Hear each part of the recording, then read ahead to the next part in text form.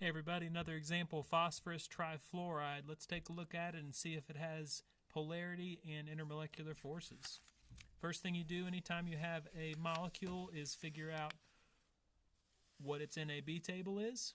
When you do that, needs 32 electrons, 26 available. Well, that'll mean you'll need to share electrons. You'll need to make 3 bonds. So you do a Lewis electron dot structure. Looks like that. 3 bonds. So 1, 2, 3. And a lone pair. Make sure you use up all those available electrons.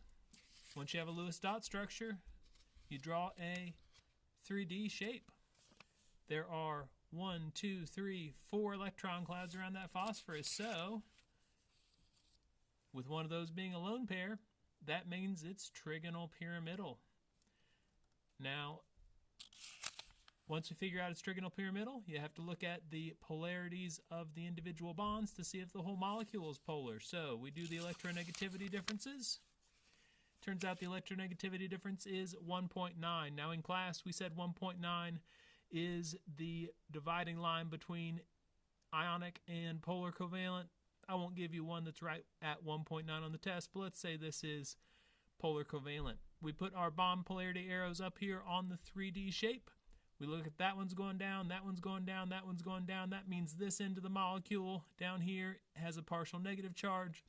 That end of the molecule up here has a partial positive charge. That means this is in fact a polar molecule. It has a positive pole and a negative pole.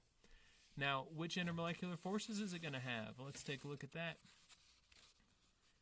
Well, it's a molecule. Every molecule out there has London dispersion forces. So, London dispersion